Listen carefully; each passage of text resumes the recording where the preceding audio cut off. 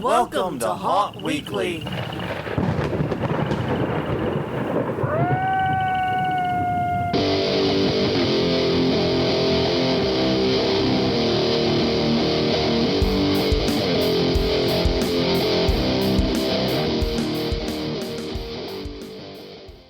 Hello, everyone. I'm Jonathan. I'm Crystal. And this is Haunt Weekly, a weekly podcast for the haunted attraction and haunted entertainment community.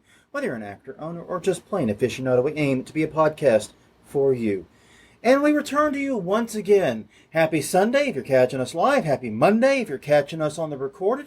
Either way, thank you for spending an hour with us. We greatly appreciate that we get to keep you company and that you're turning to us for entertainment during these very unusual times. Yes, It means exactly. it means a big part to be a part of this industry and a part of your life during this time. Thank you for inviting us in to wherever you are listening to us. And we have a very, this is one of those topics that I have to admit we cheated. Yeah, a little bit. We brought a lot of knowledge with us on this. Like a lot of times we have to do a lot of research and work, and we actually spend a bunch of hours coming up with the topic and nailing down the particulars. Right. That was not this week. Yeah. This week we came into it, or specifically you came into it with all the knowledge. We're talking about how to work with a photographer. Now, one of the things many people do not know or have forgotten about Crystal is that she is a photographer. Yes. She has That's one done- of my many businesses. She has done professional shoots. She has had to file tax forms as a photographer. Yes. Which, makes me a professional. That's my my bar for a professional. If you have to file taxes Yes. because you made money on it. And enough money to file taxes. She's done that. It's not something she's been doing a lot of lately. Right. Because you've been focusing more on the headdress making stuff and that side of things, which makes a lot of sense. But also, you still have had enough variety in clients and enough experience with working with clients that you definitely have some insight on what you should be doing to work with your photographer and help that photographer get the best shots possible. And I want to be clear that this works both with professional, like a full-on getting in a professional photographer, or a pro-amp or a high prosumer photographer, I would say. Someone that maybe is already on staff at your haunt, is very good at photography, but is not quite doing it, hasn't filed the tax forms yet, hasn't had to do that. Right. They're still in the learning phase and perfecting the craft. And maybe they haven't just built a business around it. Yeah, exactly. They Maybe they are very, very good, just haven't felt the need to build a business around it. right. There are plenty of people like that. There are. But regardless of who you're working with, and some of this also applies if you're taking the photos yourself. Mm-hmm. So be thinking about all that too in this context. But we're going to be going through what you need to do in order to work with a photographer and how to get the best experience with a photographer. So please take a moment while we're doing this intro. Go to hauntweekly.com, add that. You can subscribe there to the podcast via RSS or by whatever your favorite reader is. You can also find us at Haunt Weekly on Facebook, Haunt Weekly on Twitter. YouTube.com/Haunt Weekly is our YouTube channel. Subscribe there. All the episodes go up there at pretty much the same time as they go up on the website and out on all the other sources. You can subscribe there if that's easier for you. Also, iTunes, Google Play, and Stitcher. Also, continuing the tradition, we have our COVID-19 page. HauntWeekly.com/COVID-19, COVID-19, no spaces, no dashes, no caps, no funny business. Just COVID-19, letters and numerals, people. Check that out. Lots of great resources there, including practical stuff for opening a haunt during this, including our guide, including the links to the Fear Factory guide, things like the Barbicide training and all that stuff that can be very useful, but also just some fun stuff to do while you're stuck at home. Yeah, because you have to take time for YouTube. There was a great quote. I didn't read the book. I've not read Hank Green's new book yet. I'm actually kind of curious to read it. But I've not read the book, but John Green shared a quote from it that I love, and it's going to be a paraphrase because I don't have it in the notes. But basically says, you'll never be happy with your productivity until you learn that producing happiness for you is producing something. Yeah. And I'd never thought of it that way, because I'm someone that is never happy with his productivity. Right. I could work 16 hours a day straight, sweat pouring out of my head, and still feel like I could have and should have done more. Yeah. I'm guilty as hell of that. Yeah, we both have that problem. So, maybe I'll take that in, digest it, and maybe it'll help me a little It's a bit. good quote. But also, all the great links are there. And feel free to join us every Sunday at 8 p.m. Central, right here on our Facebook Live as we do this, record the podcast in front of a live studio audience, which we interact with sometimes. And we ask them, questions, and we have winners for said questions because we're giving away buttons. We are. It's buttons. Buttons, yes, buttons. We're wearing both. Each of us have one of the models. Yes. I am sporting the non tagline one, Right. and Crystal is sporting the tagline one today. Yes. But yes, indeed. So first things first, we asked a question last week. We have a winner for said question. We do. Who is the winner, Crystal? Okay, so for last week, our winner was Shannon Robles. She sent us a private message saying that on her bucket list is Gates of Hell in Vegas, and wrote us a long explanation about why. Yeah, and I read and I gotta say, consider a career in writing. I'm not actually kidding. It's not a commentary on how much you wrote. It was a lot, but it was very well written, and I enjoyed every word of it. Yeah. Just saying, you obviously enjoy writing, and you seem to be pretty good at it. Yeah. Maybe if you're not a writer already, new career possibility. Maybe is what I'm saying. I don't know if she's a writer or not. Maybe I could be talking like Hemingway here, and just think, no, you should consider writing, kid. Here. Yeah. And since we just changed the question of the week Yes. this week, you get to go first because you came up with it. Yes, indeed. Okay, first things first. With the question of the week, if you are live, Yes. you can drop it in the chat.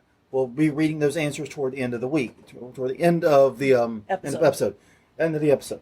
If you are not live, if you're listening to this recording, once again, Haunt Weekly on Facebook, Haunt Weekly on Twitter. Send us a DM on either place. Yeah.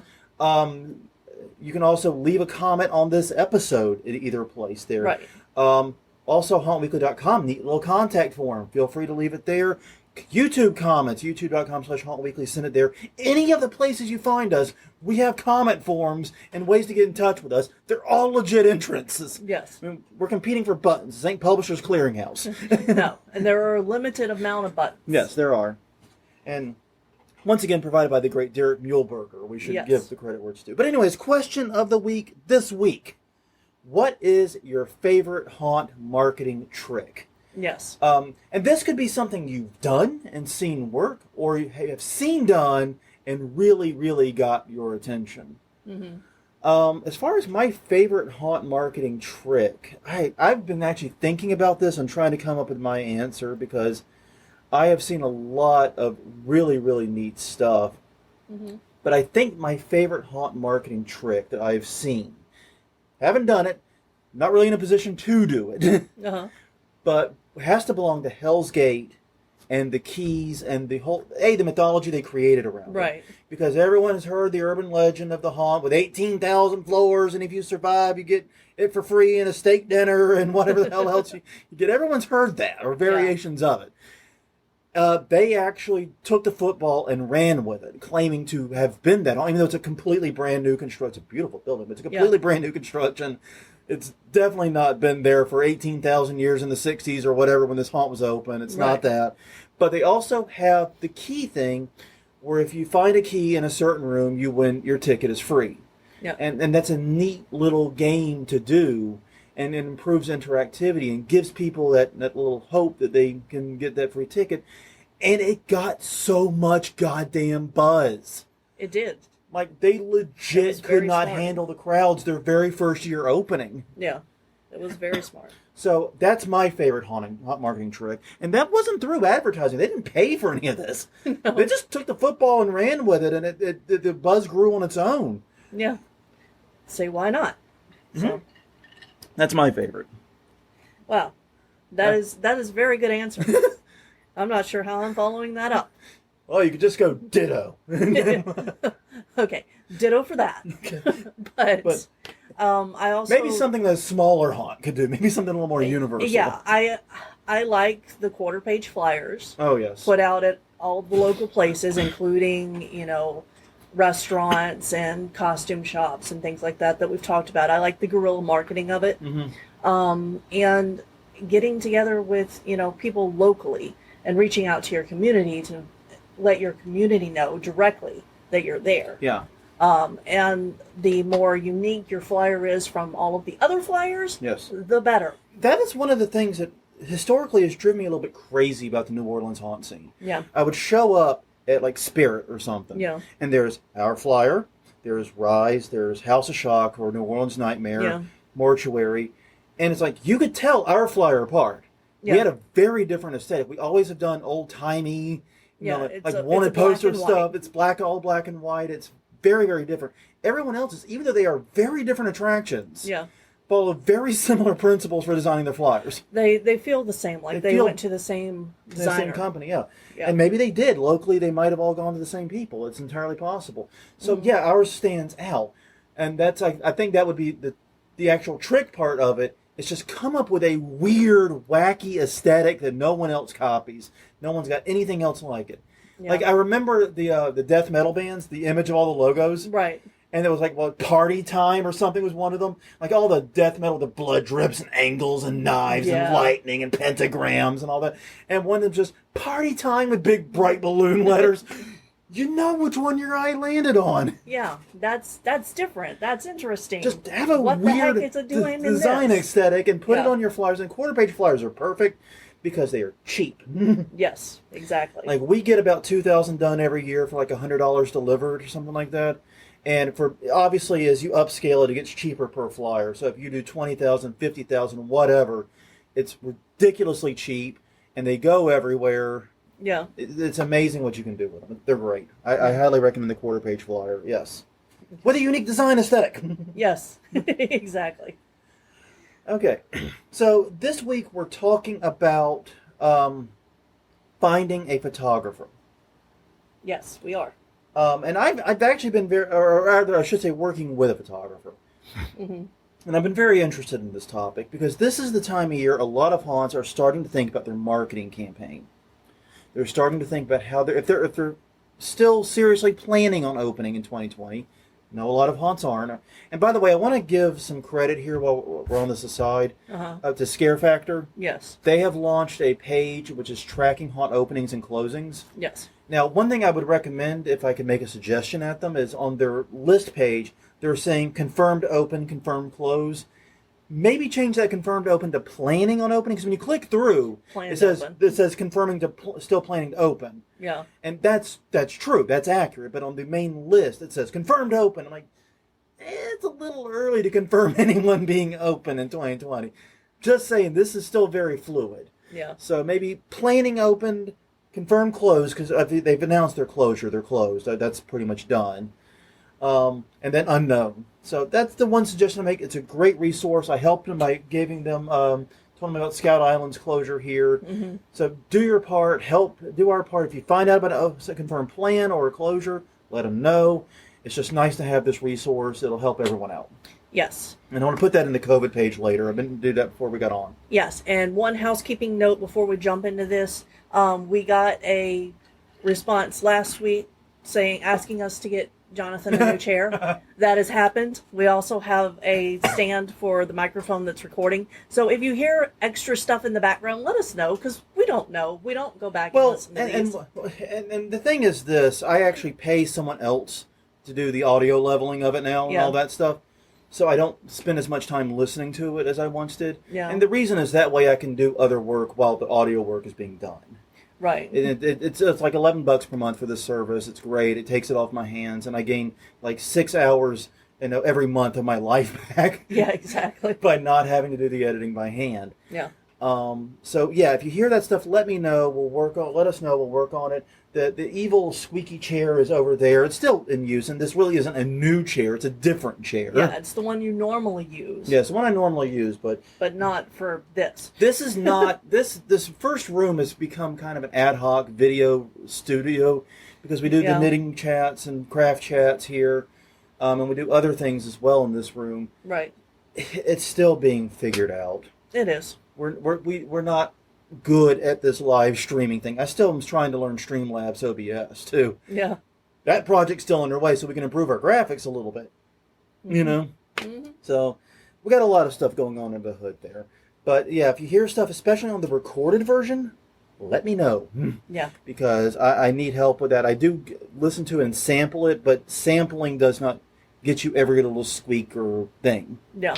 So. Exactly. I appreciate any heads up. Yeah, the other suggestion of having you move less just isn't going to happen. No, God, no. It's just not going to Anybody happen. that says I should move less has never been to one of my talks. Yeah. I remember once I had a talk and I was likened to James Brown, how much I was all over the stage. Yeah. And it was pretty accurate. Oh my God, he's sweating and moving like James Brown up there. Yeah. And it was just a talk about copyright. I'm all over that, ping ponging back and forth. Yeah. Yeah, that You're very animated. I'm very animated when I'm speaking to a group. I'm not very animated in regular conversation. Not as animated. Still, you're fairly animated.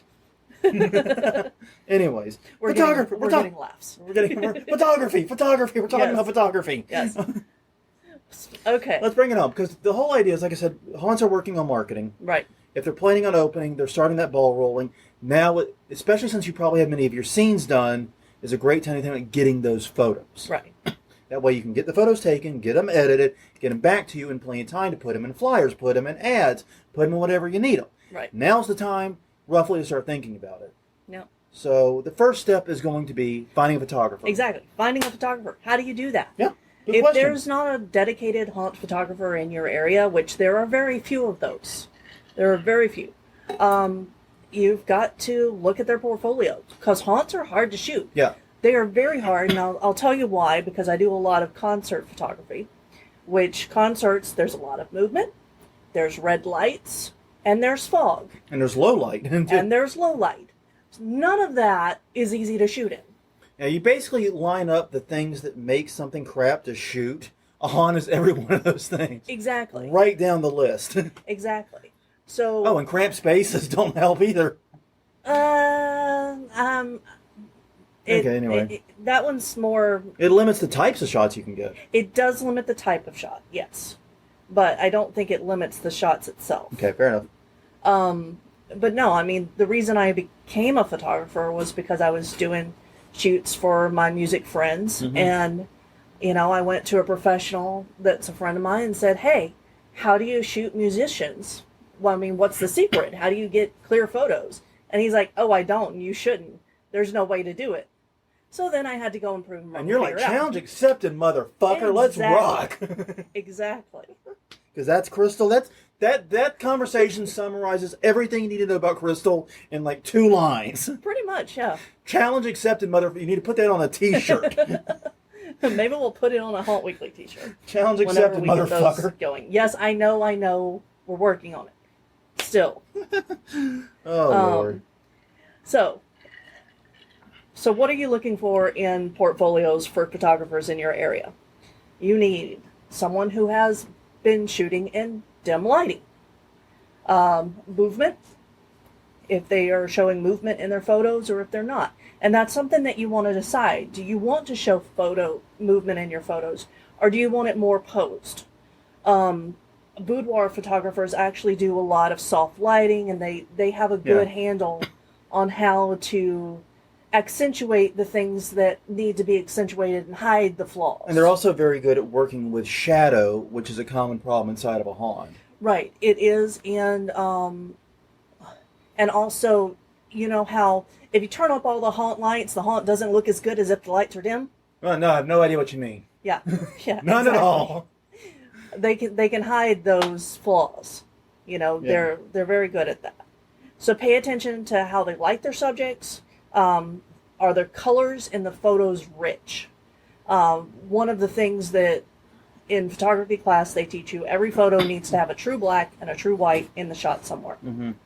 And if they don't, then it's not calibrated correctly. So and you can fix that in post, but it's easier just to do it right the first time. And then one of the problems of fixing it in post is, okay, if you have, say you have a true black but not a true white. Yeah. So you're going to have to brighten the whites. Well, Right. that's going to mute your other colors between the two. And that's one of the problems with fixing in post is adjusting levels always impacts the richness of other colors. The more adjustment you have to do in post, like if you've ever taken a really washed out photo Yeah. and run it through Photoshop and did the auto level and made it, it looks better, Yeah. but it still looks off. It looks a little wrong. It looks like a little technicolor sometimes. Yeah, exactly. That's because you're basically stretching the spectrum out to get that true white, And as a result of that, you're going to impact all the other colors. Yeah. Okay. All right. So, You're doing well. yeah. Yeah, no, I just scrolled past, and then I've got chat going too, so I got to check the time. we're fine. Okay. All right, planning the shoot. You know your haunt better than anybody else, especially Hopefully. a photographer who you haven't worked with before. So think about what scenes you want to highlight. Which ones are your best decorated? Which ones get the most pop, maybe? Mm-hmm. So the best scene, best actor, which actors have the creepiest movements, because that can play into your photos. And keep in mind as you're thinking about this, the things that maybe get the biggest reactions in your haunt Right, may not be the best things to take photos of. right, If you have a really, really detailed scene, even if it's a transitional sequence that maybe isn't super scary or super powerful, it may still be a great place to take some photos. yeah, Especially if it's a little more lit or a little, more lit with white light. You might be able to make it work better. So it's something to think about. And same deal with the actors. Not necessarily, you might think this person's your best actor, but if they're working in a black morph suit, and that's their character is just a black morph suit, they're not going to photograph well. You have to think about someone that's a good actor, but also has a very interesting look. And I agree with you, movement. 'Cause even though I know a lot of people are going to be thinking, well, you can't get movement with a photograph. you can. Yes, can you capture can. that. And if you can get like a zombie doing a weird pose, like the neck's all disjointed and the shoulder looks dislocated, Right, some actors can do that and make it look very convincing. right. And that's very uncanny valley, and it really stands out when you take the photo. When you're scrolling through Facebook or something, and you Yeah. see that come up on your feed, oh, you're going to pause. Yeah, exactly. And one of the ways to do that, and it's later in the notes too, is to actually have the actors move in a way that they would be in that scene. Yeah. So if your actor isn't used to working that scene, they may need some practice before you get the photographer actually there. Yeah. Give them a chance to work through it a few times, to Yeah. play with it, to see how the space operates. Yeah, and think about what makeup costume will going to pop most on all of the social media and stuff, because you got to keep that in mind too. Remember that gore and violence restrictions on social media. Fearworm Hauntvertising did a great talk about this early June, and all of their videos are still up, so you can go and watch Yeah. that. Yeah, we're not going to go too deep into that because they did that part really well. Right, exactly. I have nothing to add to what they Yeah, said. long story short, you want to pay attention to what is allowable on social media because a lot of these photos are going to be used there. So too much violence, too much gore could get you banned from social media. Not just, if you use it as an paid ad, but even if you just use it as a post, Yeah. you could create problems. And the last thing you want is to get shut out of your social media accounts or get put in Facebook jail in the middle of haunt season. Right, or the run up to it, Yeah. because then nobody knows who you are. Yeah, They don't know exactly. that you're there. So it's better to play conservative with that type of stuff. And one thing I would look at is try to find if you're going to have actors in the shot, have actors who have a high contrast between their look and the backdrop. Yeah. If you've got a very, very dark scene in the background, lots of browns, lots of blacks, you're going to want an actor, rather, with maybe a ghost character or someone that's white and pale or that would stand out against it. Yeah, there are tricks to lighting actors so that the actor stands out from the background, and a good Yeah. photographer will be able to pull them out. But that does make it easier. Yes. And remember that when you're planning to pay everyone involved in the shoot, including your makeup actors, your staff, your actors, everybody. Yeah. So that has to go into your budget for this photo shoot. Yeah, I agree. All right. And especially since this oftentimes will be an after hours thing or a weekend thing, you don't want to ask people to come in on a Saturday or a Sunday or whatever and do this and not at least offer them to pay them for their time. Yeah, exactly. All right. So, Speaking of payment, yes, exactly. That was a good segue. What to expect for payment for photographers? How do they charge? This is a basic question because, so some of you already know this, but a lot of photographers aren't going to give you a flat rate for the shoot. There are very few that will. The reason is that if you're late or your actor's late or people are late getting out of makeup or, something happens and the power goes out, anything can happen. That's time. And time is money, as we all know. Mm-hmm. So usually there is a sitting fee plus an hourly rate. Some photographers will just do an hourly rate, but there's also cancellation fees to consider. And some photographers will give guarantees that if, you know, you don't like the products, Mm-hmm. A, you don't get to use them, but because you just said you didn't like them. But B, they may take some percentage off the price. Not a lot of people do that. I might have been the only one.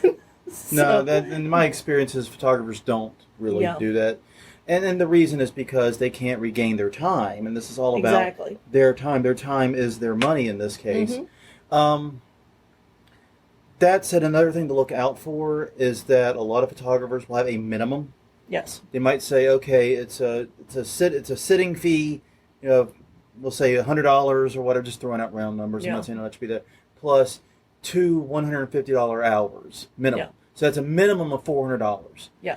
Now, what that means is if you're super efficient and you get everything done in that shoot in 1 hour, you don't get the first 150 back. Right. So what if you are facing that, you want to make sure that A, you can get everything done in the minimum time, but B, that you have enough to do to make full use of that time.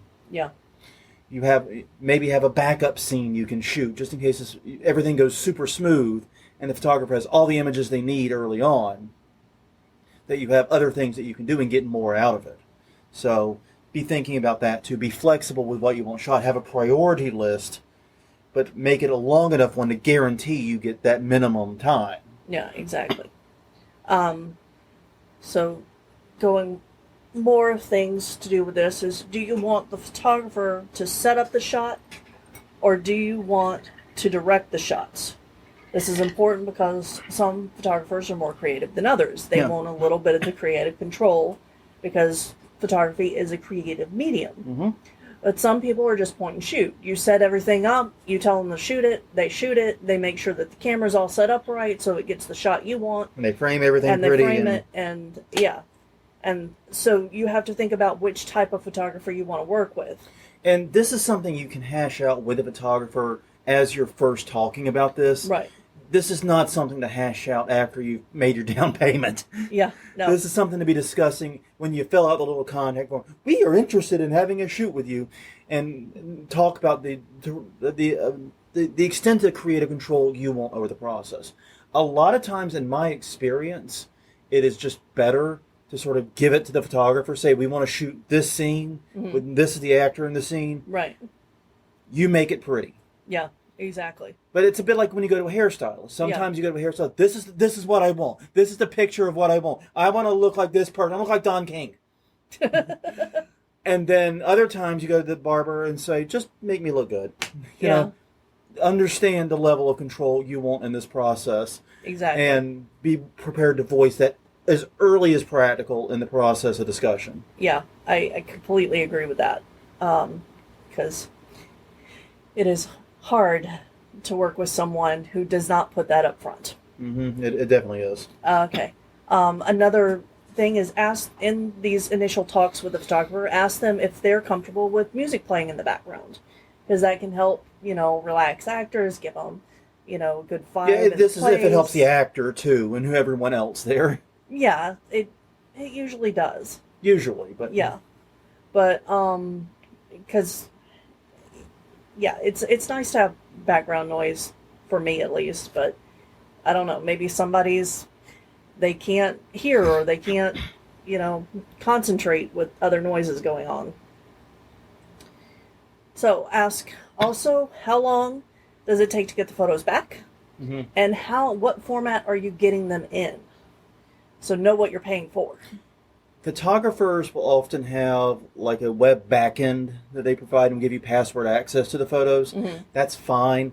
That's good. Personally, and I'm thinking from the customer side here, I would prefer some kind of physical medium, even if it's just a USB drive or a burned CD. Yeah. And the reason is because websites go down. Yeah, there is that. And also,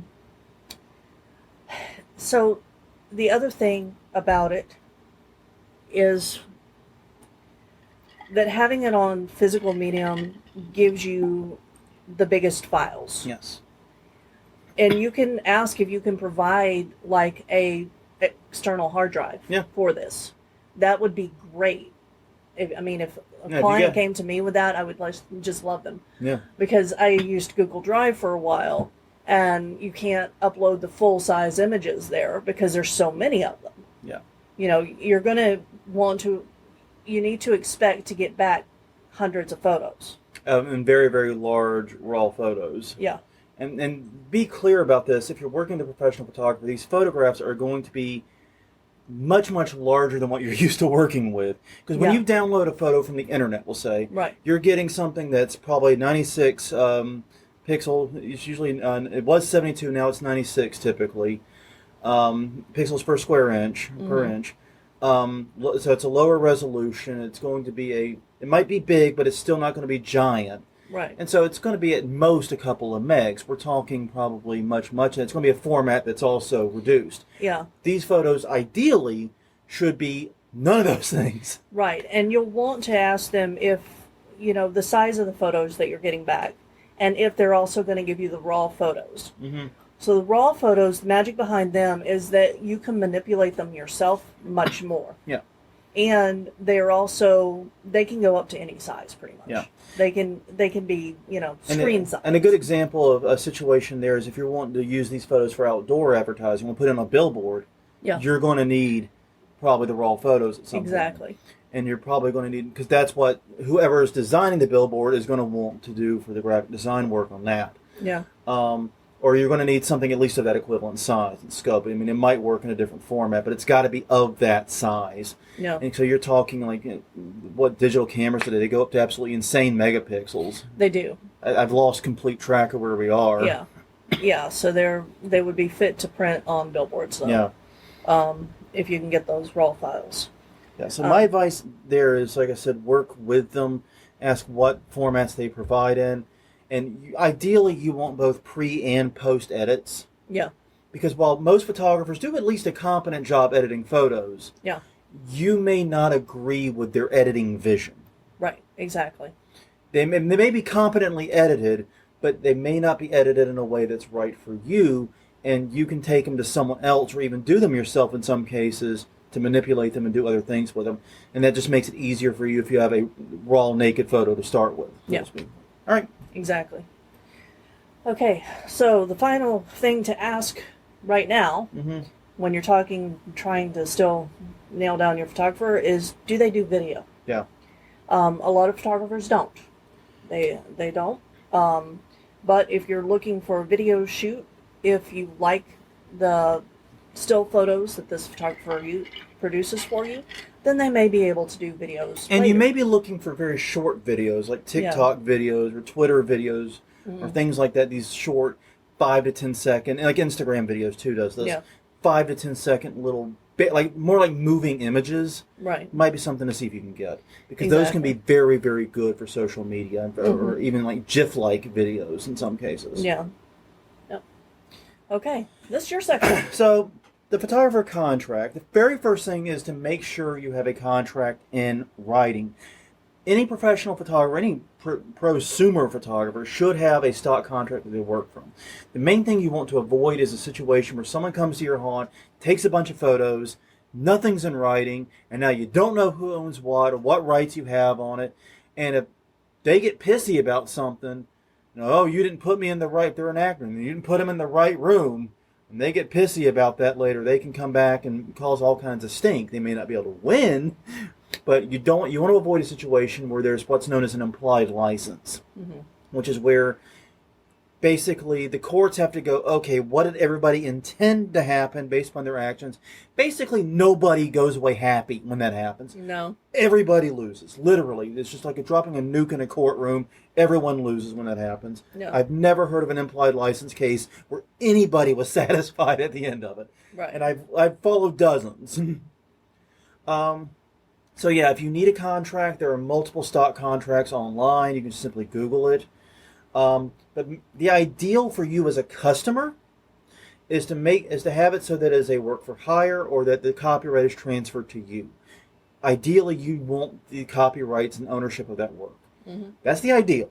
It will cost you. If you're dealing with a professional photographer and you're going to demand full rights to the work, it will be expensive. Yeah. I guarantee it. Mm-hmm. It will be expensive. At least it damn well should be expensive. It should.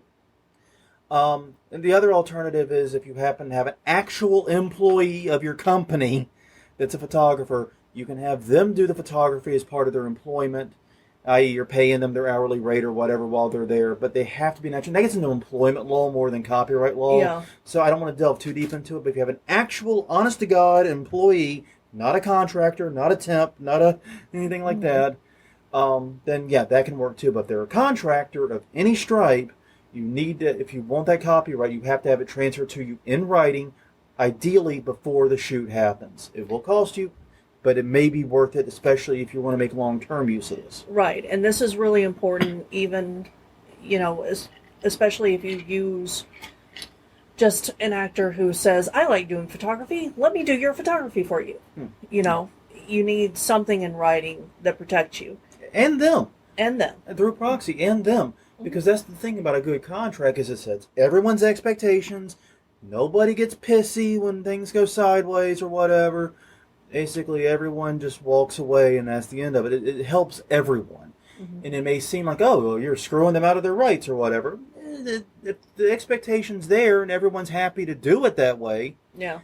then what they're avoiding is a legal confrontation down the road that'd be expensive and hurtful to them, too. Yeah, exactly. Those don't help anyone. No. So here's the thing.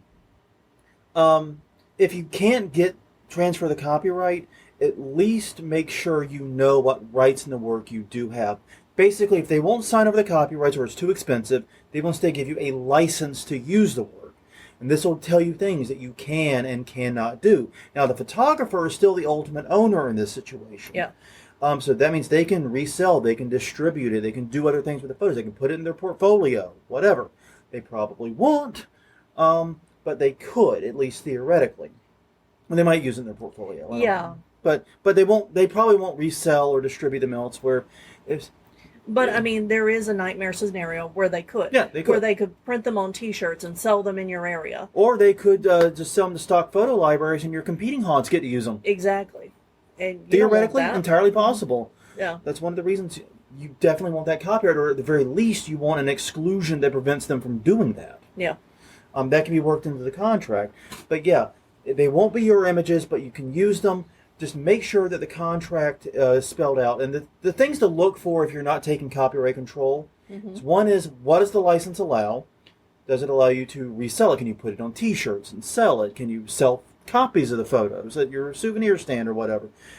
Is it okay to use in marketing, social media, etc., advertising? I've never seen like autographed character photos at a haunt for sale, but I would probably buy that. Was a cool enough character? Absolutely. That's an idea. We should do some of that. Is there a time limit on the license? Sometimes the licenses are time bound, Right. 5 years, 10 years, whatever. And then the theory is, if you're still using them in 10 years, you need to come back and renegotiate a new license. Yeah. Check for that. If it's perpetual, don't worry about it. But if it's not perpetual, worry about it. Yeah, exactly. Any attribution requirements? Are they going to require that if you use it, you attribute the photographer? More specifically, are they going to require you keep their watermark intact? They probably not. I would hope not, but check and make sure these things, because you can get stuck with a really bum deal here. Mm-hmm. Yes, and removing that watermark Ooh. is trouble. That's a terrible idea. Trouble. From a copyright standpoint, that is one of the worst things you can do for yourself, because it is super easy to sue someone for removing what's known as copyright management information, which is what a watermark is. Yep. You removing CMI is super easy to sue for, and it's like an instant $10,000. Yep. It's easy money from their perspective. Exactly. So be thinking about that. But see if there's a watermark requirement, and if there is, you have to follow it. And basically, if there are any cost or any options for extension or expansion, if you want more rights or longer term, what's the deal? Yeah. All right. And the other element you need to think about is model releases. Yes. If you're going to have models in your photos, you need to make sure to get a release from them so you can use their likeness commercially. Now, this mostly only applies to models who are recognizable in the photos. Mm-hmm. If they're just an amorphous shape or whatever, it may not be as important, but it's still a good idea because as long as they are recognizable to pretty much anyone, Yeah. which is an amazingly low bar, you're limited in using it in advertising because that can be considered false representation. Yeah. This protects you. Basically, they sign knowing what your intent with that photograph is, and it protects you. Yeah. And it sets up the expectations of ownership once the photo is taken, and it gives you just the full clearance to use it in whatever advertising, promotion, sale Yeah. that you want. Yeah, and we've seen in the news over the years, where a character actor had a falling out with their haunt Mm-hmm. and demanded that they remove all pictures of their character. Yeah. So you want to make sure that that model release is in place. Yeah, that so model doesn't release can happen to prevent you. that. The next up, back to your stuff. I think we're about 40 minutes in, I think. Yes, we are.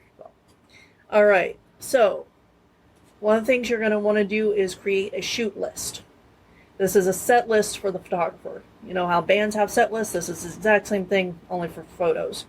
If you can, take photos of the scenes that you want to shoot and send them to the photographer so that they can be thinking about this in advance. Mm-hmm. And ask the photographer if they want that.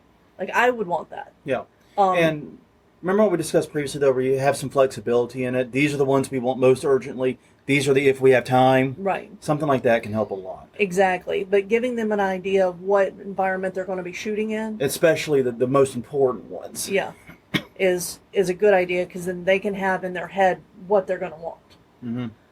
All right. So the day of the shoot has arrived. Day of the shoot. Yeah. So you have your makeup artists and your actors show up early. Everyone needs to get there before the photographer does and be ready to go as soon as the photographer is scheduled to be there. Remember, once the photographer arrives and is ready to work, the clock starts. Exactly. You don't want to keep them waiting while you're still getting ready. Mm-hmm. Warm up the actors like on an open night. Have them do their movements, get everything amped up, have it fun. Because lots of photo shoots are fun, and I don't think a lot of people know that. No, they don't. I've enjoyed photo shoots with you before. You've done it with me. I'm a difficult person to shoot. Yeah, you don't ever seem like you're having fun. Like I said, next But I time do I'm getting in- 2 beers into you before we But go. I do in character. Yeah, that's true. In character, In I'm Bernie, very. you do. I'm very, That's very true. different. That's true. So turn on scene lights. Photographer may bring additional lights if they looked at the photos that you sent and said, "Oh, this is going to be too dark." And that is a possibility. Is if the photographer wants to come see the scenes beforehand Yeah. and get the lay of the land, then they can. Okay, I need to bring an extra stand light here or an overhead light for this Right. room, and they can make that judgment call and be ready. Right, and typically the setup time is at a lower rate. Yeah. If they charge at all for setup time. Some don't. So make sure that the scene is clear of debris, trash cans, anything. What debris? Yeah. Yeah, exactly. What debris? Yeah. Make sure that, All the debris in the you room. know, well, because there have been ads and things, and news photos are the worst about it. About, putting photos out there with something coming out of somebody's head or trash on the floor or And news photographers there's- and editors in their defense have to, they are the hyper speed beasts of Yeah. this. It's not Yeah. necessarily their fault. yeah, or there's a water bottle in that scene because the actor just finished drinking one, and Yeah, it was a hot day. yeah, exactly.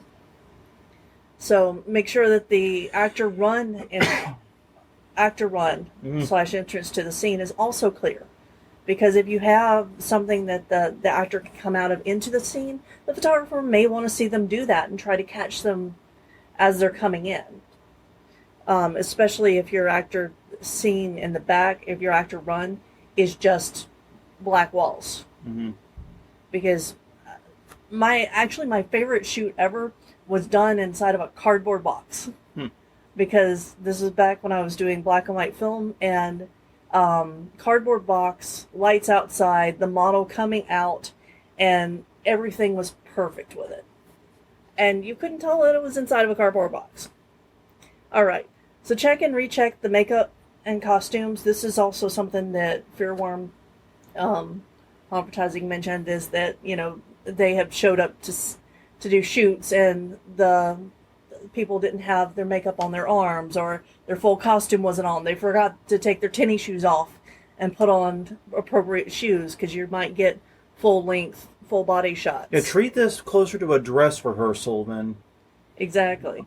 or an opening night than a photo shoot. Don't write this all casually. Yeah. And it goes for everyone involved. Yeah. And a creative photographer will already have an idea of where they're going to put the actors in the scenes based on the photos that you sent them, or if they had a chance to come by and look at the scenes ahead of time, because that's something that we do as we plan a lot in our head, because we can picture it. But Ellie gonna hurt you. she's helping me. A point and shoot will expect you to place the actor in the scene, tell the actor what to do, and they're just going to point and shoot. So ask to see the shots as they go, especially if it's a new photographer you're working with. And once you're comfortable, then let them do their thing. Just back off a little. But if you see something that they're missing, be sure to say, hey, what if they did this? What if you had them do this? And also, if you know, I mean, ultimately you're in charge of your marketing material. Exactly. If you know, hey, we're thinking about doing a brochure, we need an actor doing something like this pose. Yeah. Can we do one with them like that? Exactly. And see if that works well. Exactly. With the Bernie, we always do one pointing this way and pointing that way, And just in case it ever gets flipped on the marketing. Yeah. So be thinking about that and try to get shots that will fit into where you're if it's trying to go with the marketing side Yeah. of it. And remember, like I said, you've got to get social media posts, flyers, possibly TV commercials, Yeah. things like that. So be thinking about those things. Yeah, exactly. And you never want to flip an image of a person, especially if the hands are in the shot. Yeah, especially if their thumbs are in the Yeah. shot, because then it becomes Johnny backward thumbs. Yes, exactly. Exactly.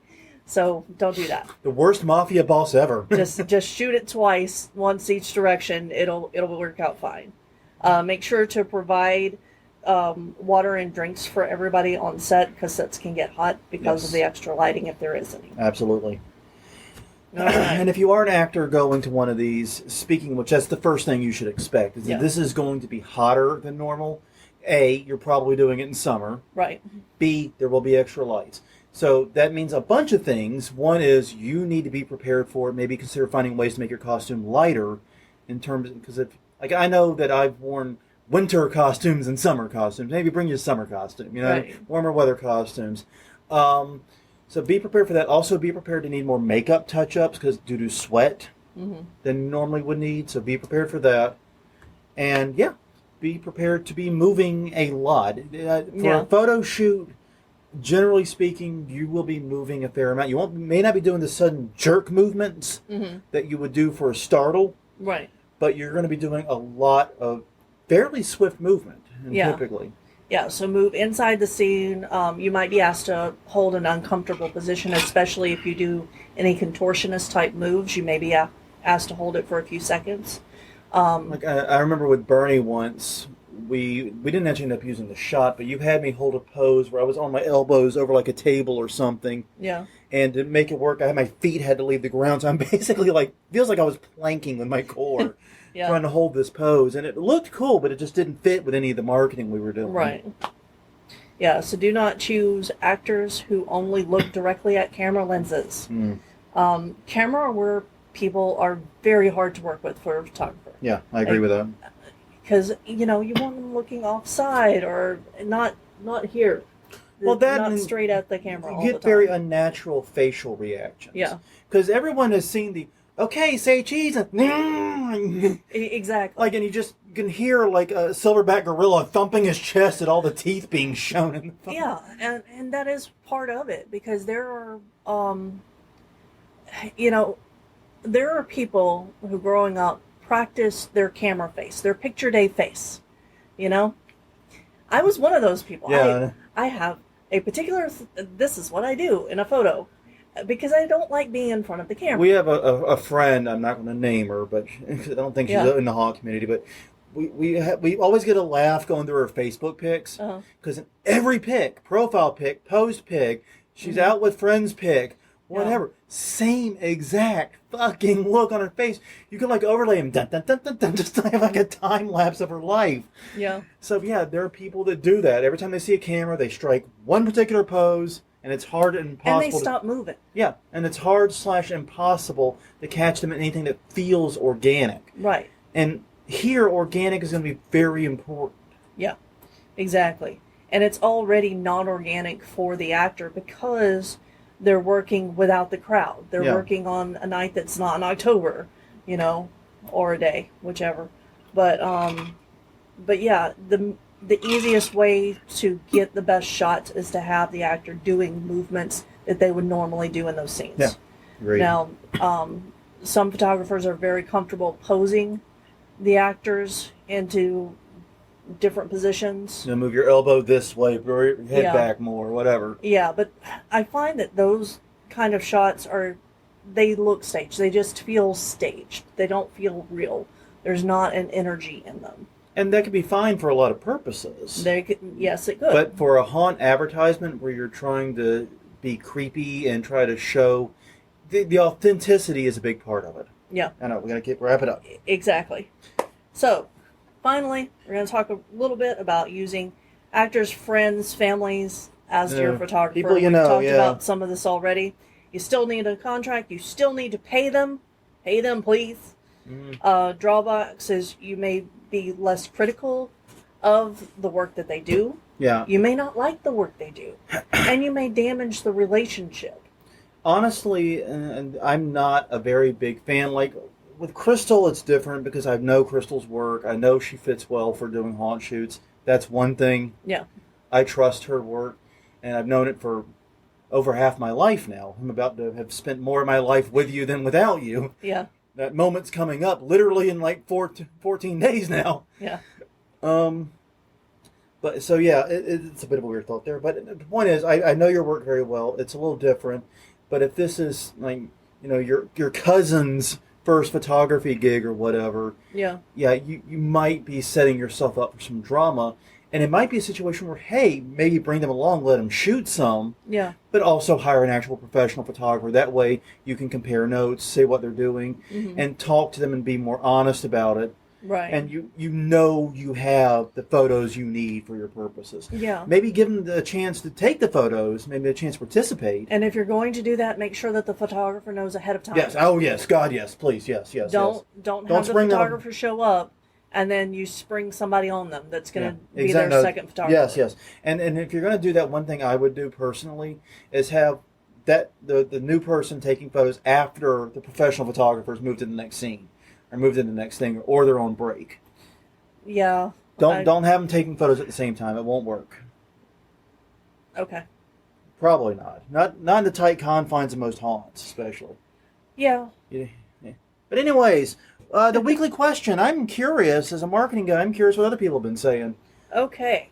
So We- Ellie was lovely and put all these in for me Aw. into a text message because I was losing track of the chat this week. Yes, Okay, so Greg Reinhardt said worked as a hayride run by a large general store that would include a coupon for a small percentage off sales of Halloween stuff on their flyer. So every bag got a coupon. Oh, neat. Brian Foreman says run contest on Facebook within Ah. Facebook guidelines at the time. Get 2 free tickets by tagging the person you would take with you. Share this post, etc. Once a week, mention the contest on a Friday and announce the winner Friday before haunt opens. We have a cat in here now. We always have a cat in here. It's just the cat's now awake. Ellie said, put your haunt near a school. That has actually been one of our most effective tricks, is having the Yeah. haunt. And I'm a little unnerved because the high school's moving. I know. Granted, it's just moving to the other end of the road. Yeah, it's moving basically the other end of the road. But it is moving, and Yeah. it's going to be different. It's going to be interesting. Yes. Okay. And Ty Rowley said if there's a podcast that you can get on to tell your backstory and promote your haunt, that's his favorite way. Ty actually has a new podcast he's trying to get off the Yep. ground. We were just on it, actually. We were, and we will share that link out once it goes live. Yeah, once it goes live, we did it. We sat down with Ty for about an hour, had a great time. Yep. And we've not mentioned it because it's not live yet. Yeah. But we will be whenever it goes live fully, and we'll be sharing that link out, like you said. Well, I think that's it. Definitely. Once again, the weekly question is, what is your favorite haunt marketing trick? It could be something you've seen done. It could be something you've done yourselves. Mm-hmm. Either way, just want to get your ideas. Drop that to us. If you're not, like I said, not joining us live, drop it to us. Haunt Weekly on Facebook. Haunt Weekly on Twitter. HauntWeekly.com. Beautiful contact form. Join us there. Also, YouTube.com/HauntWeekly. Leave it as a comment on this episode. Messages via YouTube are weird, and we don't always get those. But comments. Oh, YouTube is like alarm belling us comments. We'll get the comments. So those are the places that let us know. Also, if you just want to subscribe and don't want to answer the weekly question, you can find us at Google Play, iTunes, Stitcher. Wherever you find your podcast, we are there. Well, I think that's all for this week. Great job with the notes this week. I appreciate you taking care of them. Mm-hmm. And giving me mostly a week off from writing show notes. I appreciate it. Until next... Blah, blah, blah, blah. I just hit puberty. What the hell? Let's try that again. Until next time, I'm Jonathan. I'm Crystal. And this was Haunt Weekly, episode 242, talking about how to work with a photographer. We will see you guys next week.